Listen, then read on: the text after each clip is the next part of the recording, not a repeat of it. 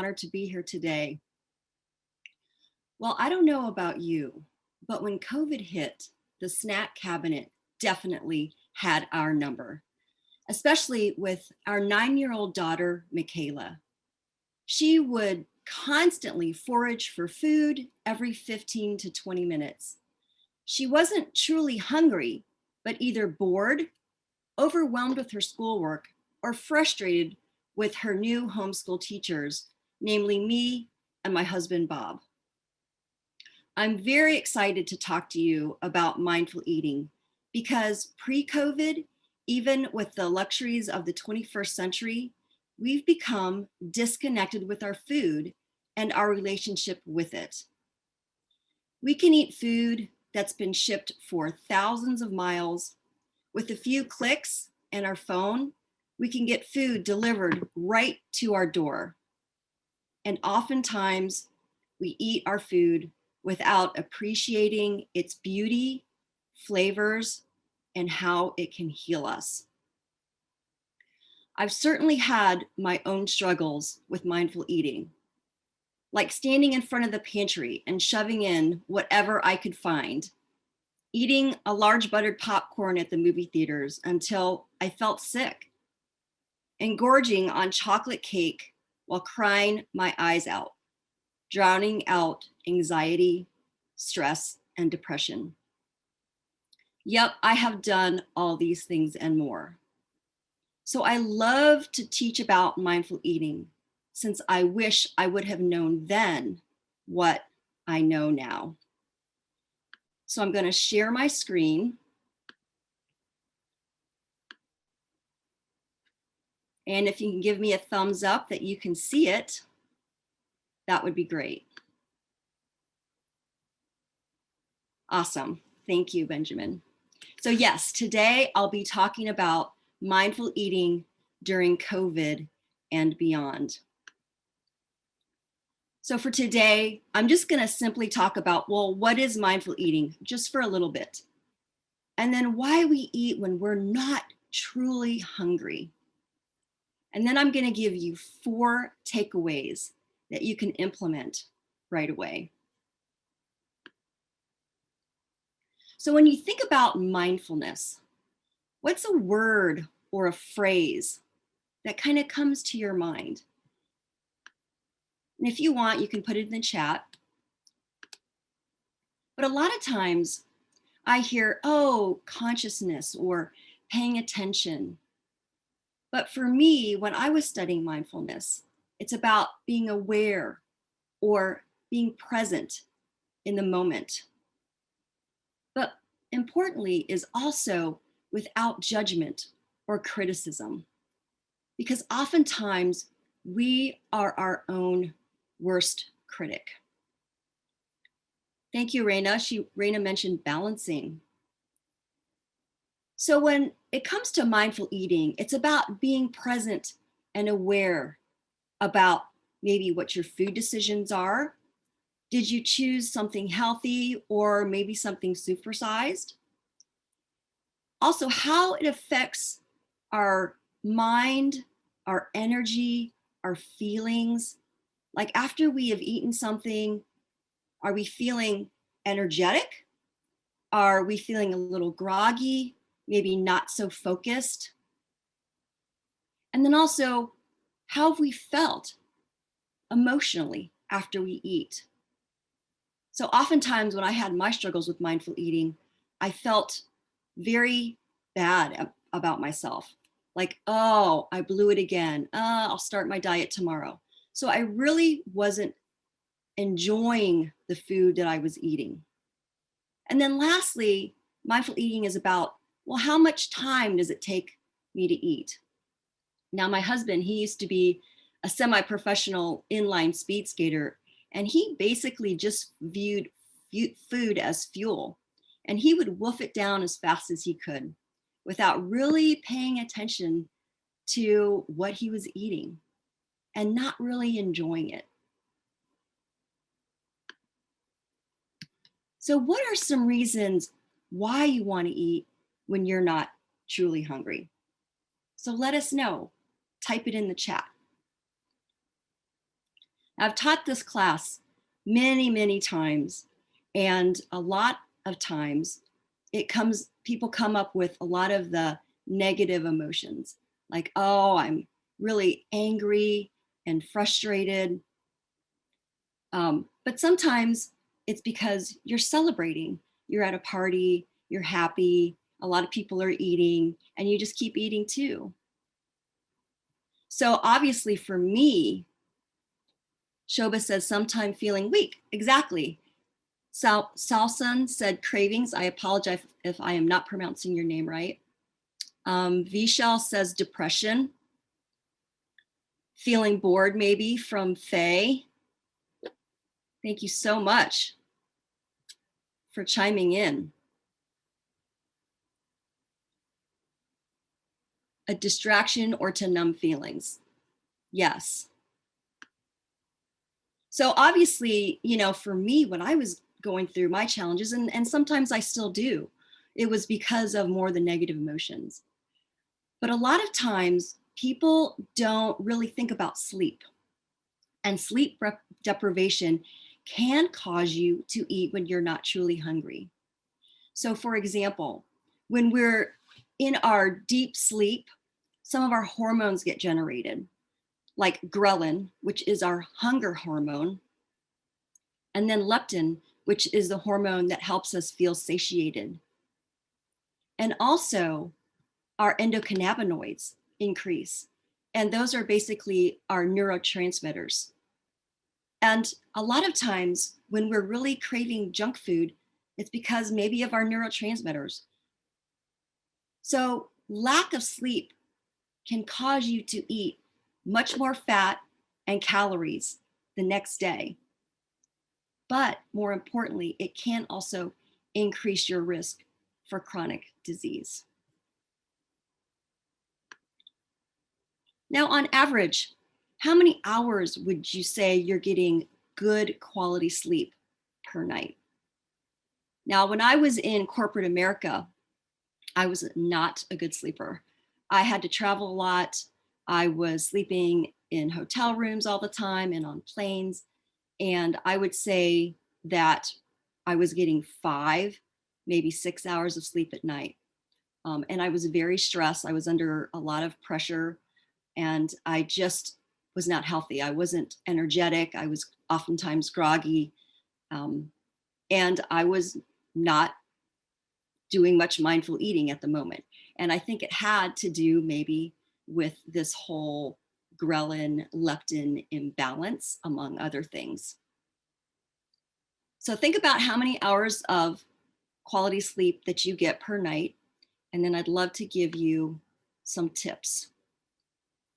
So I'm just thinking that most people are in this range of 26 to 64 years of age. And we need about 7 to 9 hours of good quality sleep per night.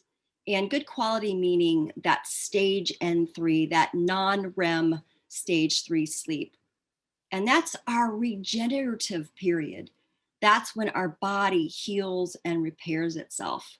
And also, it has the release of those hormones that I talked about and some other hormones as well, such as our human growth hormones. Now, the www.sleepfoundation.org has some really good recommendations if you think that you need to get more quality sleep. And I just wanted to talk about 3 because I think that maybe during this crazy time of COVID, this might be helpful for a lot of people. Now, it's pretty obvious that we probably shouldn't be drinking caffeine close to bedtime, but it may not be so obvious that we should also be skipping alcohol. And the reason is that when our body, when our liver starts to process this alcohol, then we really don't get good quality sleep.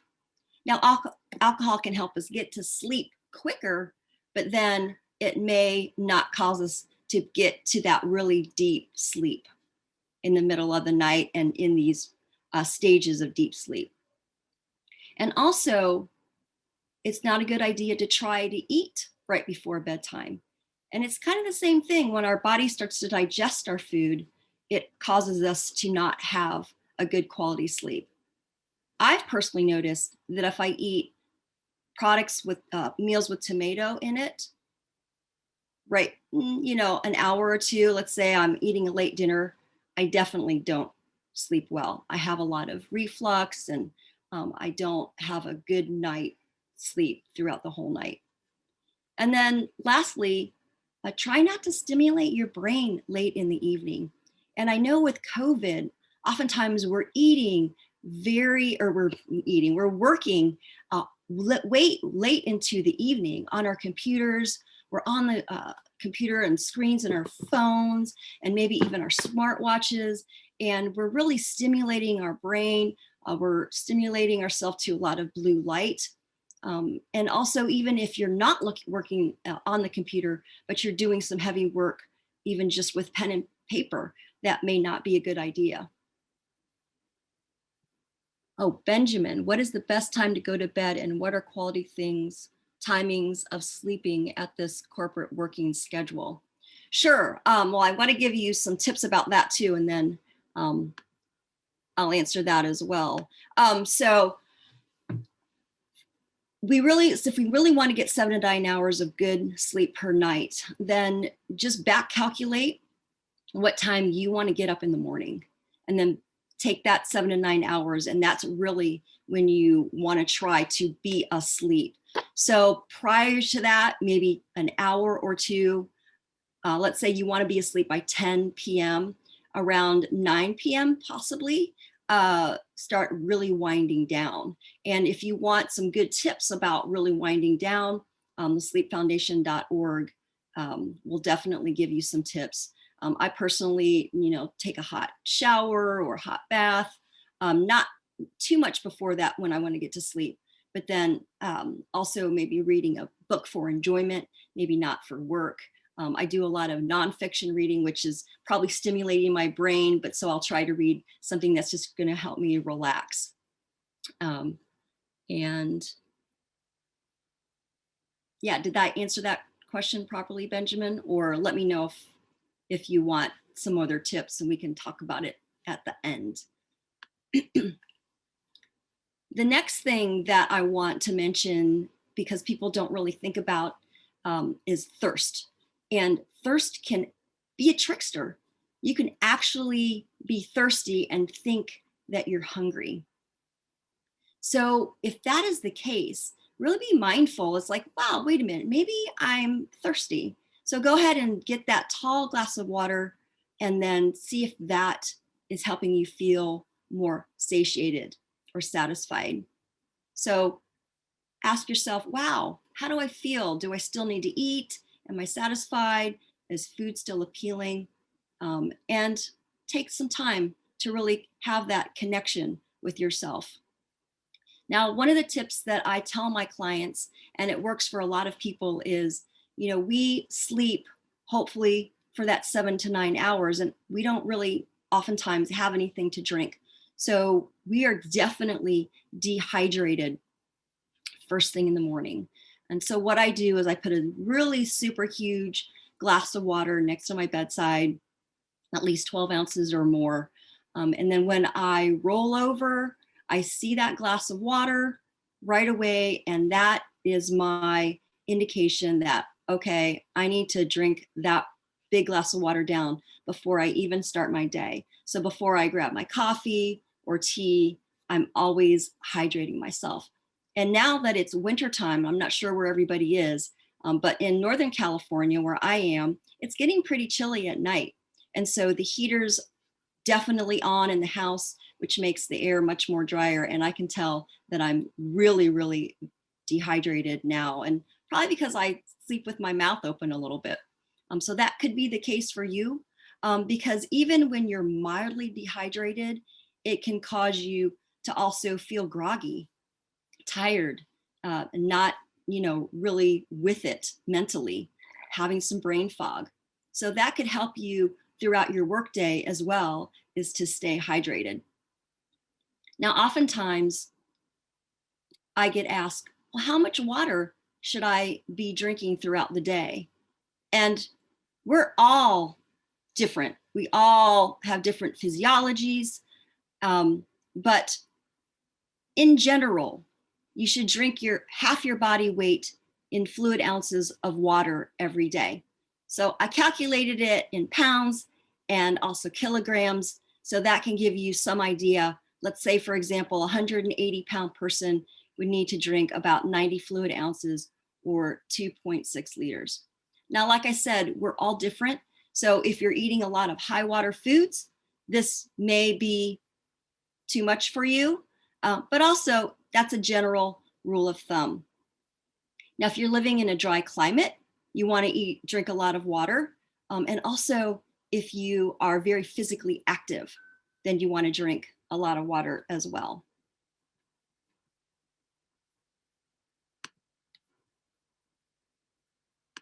All right, eating triggers. Yeah, these are definitely biggies. So once again, when I was going through corporate America, my eating triggers were stress, depression, and anxiety. Now, also, it was frustration. So way back in the day, I don't know if you remember this, but do you remember when computers used to just crash just for no reason at all, over and over? Well, that just really frustrated me. And so what I would do, I would go grab a bag of something crunchy. And if it was crunchy and salty, that was twice as nice. And I would go get that bag, bring it back in front of the computer, in front of my frustration, and just go ahead and munch away until I had eaten half the bag. So that was definitely not the correct thing that I should have done. Maybe I should have taken that treat somewhere else, away from my source of frustration, taking one serving size, and let that food comfort me. But there are other things that I could have done, and I will also talk about. So think about maybe what are some of the emotional states, and they were mentioned earlier, that really caused you to eat. Like, what are your biggies? And there's other types of eating triggers as well, such as sight and smell. But during this crazy time, I'm going to just really focus on emotional states. So once again, let it comfort you. I don't think there's a problem with having comfort food, but really appreciate that food, the smells, the flavors, okay, the beauty of it, and let it truly comfort you. Take it away from your frustration, your anger, whatever is affecting you, and enjoy it. But there are other things that I could have done. So I could have recognized that I was truly frustrated and replace it with something else. So there's 3 things that can really help: is talk, walk, and relax. I could have called a good friend or a family member and had a good conversation and got me out of this frustration. Walking is fantastic, just to release some of that stress and tension. And it's just going to help you become overall healthy. I have a client and she sets up her Alexa to ping her every hour. And Alexa will say to her, "Don't forget to move." So that's a really good reminder. And you can do this on your phone. You can do this with a smartwatch. Now, for me, I love to just get up and walk and take a hike in the foothills. All right, but that maybe will take 45 minutes at the very least. So let's say in the professional world, you don't have that much time. Let's say you have 10 minutes. So maybe you're working from home or you have an apartment. Just go ahead and take a walk around the block or up and down the stairs, something that's easy for you. The last thing is relax. Right here, we're seeing this guy enjoying some music. You could read a book.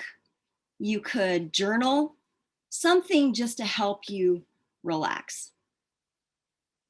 Now, the last thing is box breathing. And I'm not sure if you have experienced deep breathing exercises, but it's fantastic. So within about 3 good breaths, a lot of times you can get out of that fight or flight mode and get back into your rest and digest mode. So if you would like to do this with me, that would be great. I'm just going to do 2 sets of box breathing. So if you'd like to just put your feet on the ground and then put one of your hands on your belly. And the reason is because when you're doing deep breathing, we want to really breathe really down deeply and pooch out our belly. Because a lot of times when we have these really short breaths where we're just breathing right here in our upper chest. So we want to put one hand on our belly and one hand on our chest. And then for box breathing, you can do counts of 4, you can do counts of 5. But let's just do 4 today. So you can inhale for 4. And then you hold for 4.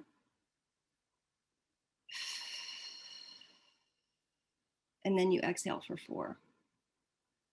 So real quickly, once again, inhale, hold, exhale.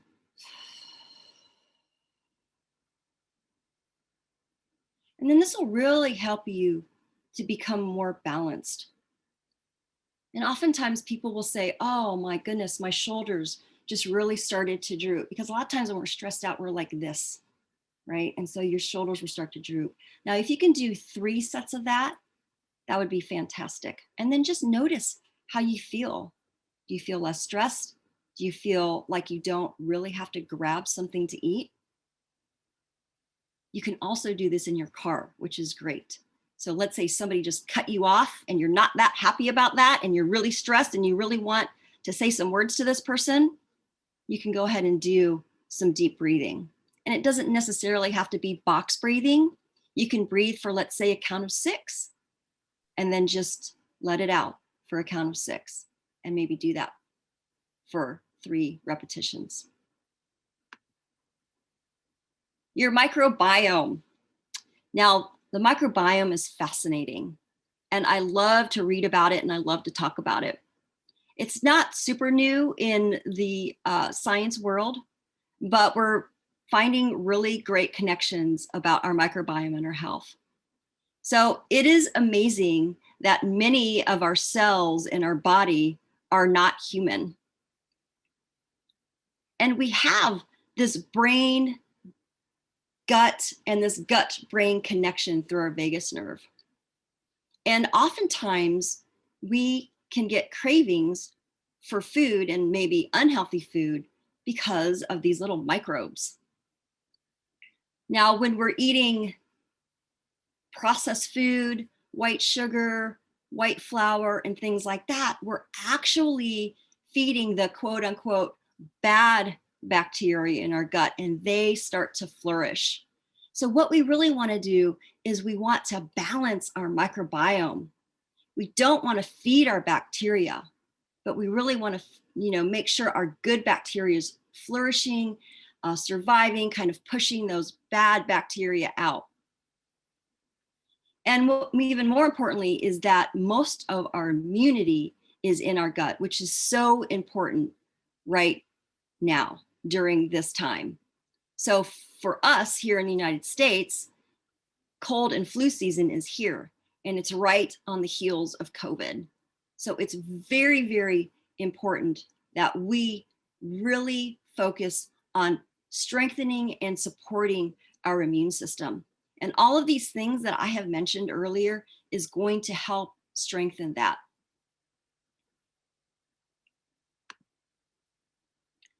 So lastly, tip 4, balance your microbiome. And here's just a few simple things that you could do.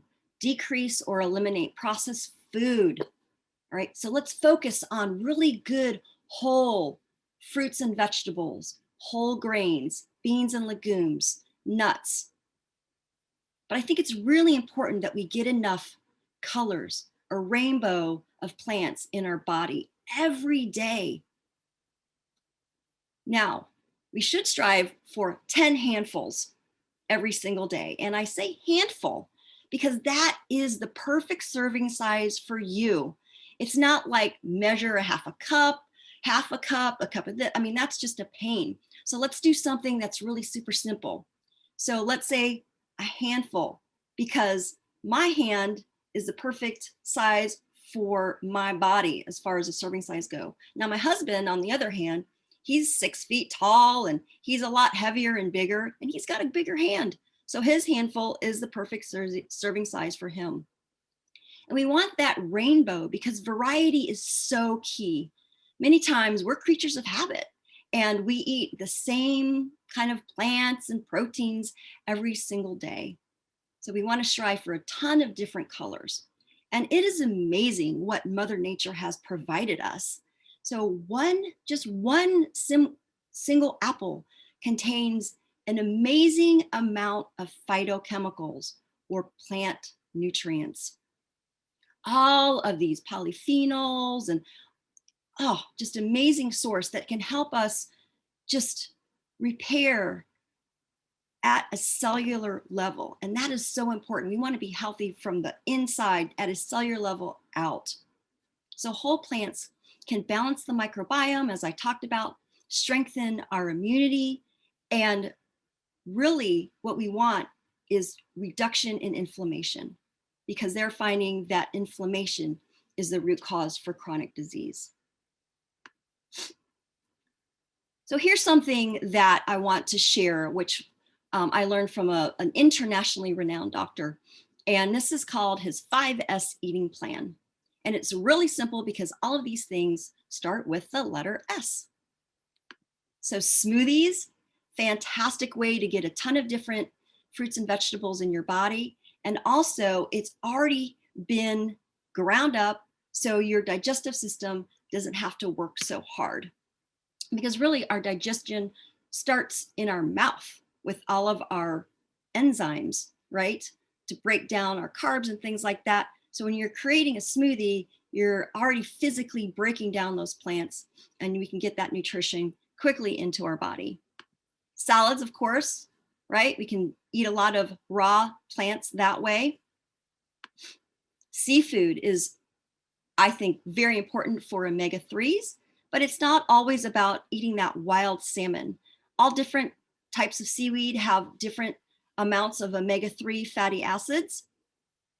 So you can go ahead and do a search real quick of, what are some of the seafoods that I eat and what are the ones that are higher in omega-3 fatty acids? And that's good not only for our heart, but our brain, because what is good for our heart is also good for our brain. Spices.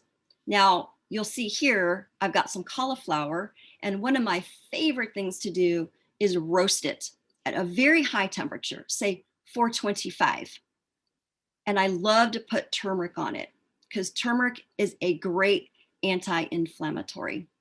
Now, this to me is like candy. I don't even need to eat candy. I can eat almost a whole head of cauliflower when I roast it. But you can roast all different sorts of vegetables, and it just really creates a nice flavor. And the last thing is supplements. If you're taking supplements, just make sure that they're really good quality supplements and that there's science behind it, right? Because we don't want to be putting these supplements in that just end up going out. So it can be a waste of money. I personally take supplements that are whole foods. They're just dehydrated fruits, vegetables, and berries. And I really think that that's allowing me to have more of a variety, because a lot of times I don't eat all these different fruits and vegetables every single day. And I also just feel good because it is not isolated vitamins, but it's a whole food. So if you're doing supplements, just, do a little research, make sure that they're good quality supplements. They don't hopefully have a lot of contaminants in them and things like that.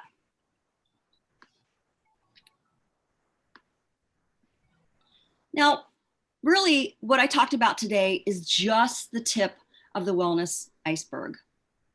Because our state of health, if you can see, this is the top of, let's say, an ocean. Our state of health, our illness or wellness is what we can see. But really, we also want to consider things below the surface, such as our lifestyle and behavior, right? Our psychological factors, our motivation, and lastly, our spiritual and our meaning, spirituality and meaning. So I just want to go over some of the tips that I talked about today. And then if we have time, we can do some Q&A if you want. But sleep hygiene is so important. So please go to sleepfoundation.org if you want some good tips of how to get some better sleep. Strive for 7 to 9 hours every single day, but try and get into that good, deep N3 stage. And hydrate right away and throughout the day. Pick your favorite water bottle, preferably stainless steel and not plastic, and see how many ounces that is. So I have a great big bottle. It's about 24 ounces. I know exactly how many bottles that I need to drink throughout the day. And then just keep it with you. Keep it in the car. Keep it next to your desk when you're working. Number 3, recognize your eating triggers. So really the first thing is just awareness. All right. And it doesn't mean that you have to do something about it right at that moment, but just be aware of it. And then think about, okay, well, what are some options to get me out of this maybe negative emotional trigger? Okay. So talk, walk, and relax. Super simple. 3 things: talk, walk, and relax. And number 4, balance your microbiome. So important, so extremely important. We want to make sure that we're not feeding our bad bacteria, right? We want to feed our good bacteria and have a great, good balance. Because really, our microbiome is, I'll tell you what the NIH said. A large body of evidence suggesting the microbiome plays a central role in human physiology and metabolism. So our microbiome can affect our food cravings, our blood sugar, our body weight, and also our risk for chronic disease. Now, here are 4 things, and I know that sometimes when you want to try and do too much, it can be overwhelming. So if you just pick one thing for the week or 2 weeks and just kind of focus on that. Let's say, oh, I want to focus on water intake. So just pick that and then just do that consistently. And once you feel like, okay, that's becoming more of my lifestyle, then pick another and then try that for 2 weeks. And then eventually it's going to become more and more of a lifestyle habit. So you can really get to the top of your game to have really good vitality and energy. So lastly, I want to tell you about my grandma. So my grandma, she lived to 101 years old. And her mantra was health is number one. And I mention this all the time because truly it is our number one thing. We could be the smartest, we could be the richest, we could be the most famous person in the world. But if we don't have our health, then we're not going to be able to enjoy our friends and family. We're not going to be able to enjoy the money that we've worked so hard for. So please remember that health is number one.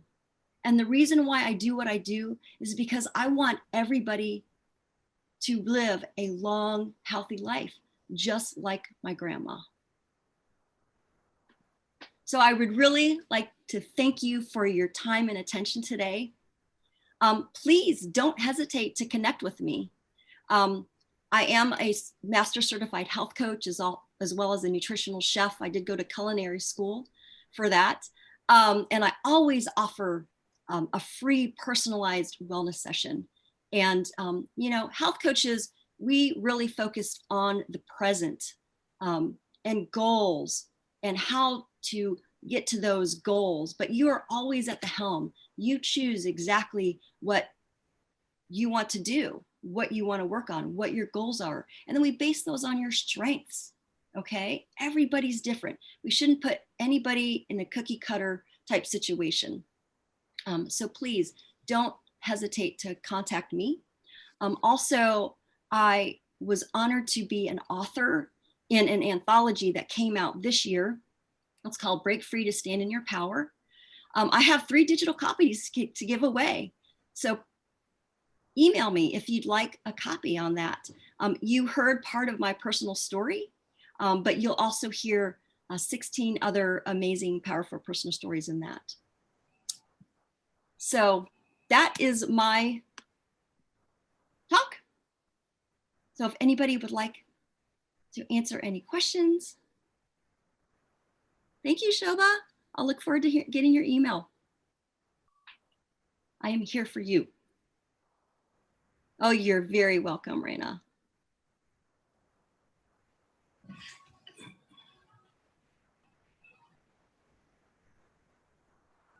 Thank you, Faye. It's really good to be here today. Pleasure. Aisha, Rama, Shobha, you're welcome. Arwa, Amal.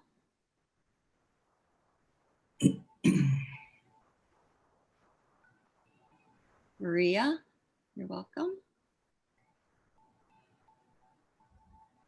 Thank you very much, Dr. Mike Lee, for your amazing presentation. And I was really enjoyed your presentation. And I would like to have a query about emotional eating. So as we continue to navigate this tricky time and spend so much time at home, especially in this COVID time, so we I'm gonna be going to tempted to the food. So how to control our emotional eating? Sure. Yeah, emotional eating is definitely something that is happening now during COVID, probably even more so than maybe pre-COVID. And, you know, it's like I said in the presentation, it's about being aware, first of all. It's about being aware of what your triggers are, right? And it took me a long time to really figure out what my triggers were, right? I mean, I was just going through the motions of being in a very stressful job situation, just traveling all the time, like I said, very stressed out, that constant cortisol going on in my body. All right. And I didn't even realize that I was grabbing food for comfort, right? And I wasn't really hungry. And so when I really started to learn about mindfulness and practice mindfulness, I was like, oh yeah, I would grab food when I was really stressed out in a hotel room all by myself and lonely and depressed, right? I would go to dinner either by myself sometimes, or I would have room service, and I would eat way too much. And then also when I thought about my past experiences with the computer situation, I'm like, yeah, I was frustrated. I was really frustrated and annoyed at my computer. And that's when I was grabbing that food. So take some time, like when you feel like, okay, I'm grabbing this food because I'm just like, there's something, right? Am I stressed out? Am I just angry? Let's say I'm in a situation where I've had a very bad discussion with, let's say, a social, with a worker, with an associate, or with a spouse or a loved one, right? And I'm angry, so I'm grabbing for that food. So first, just please take some time to be aware with it, and then think about, okay, what can I do about that, right? And it's an experiment. It's always like life is an experiment, right? And there's different things that are going to work for you at different times. Does that help you at all? Yes, I was satisfied with your answer. Thank you very much. You're very welcome.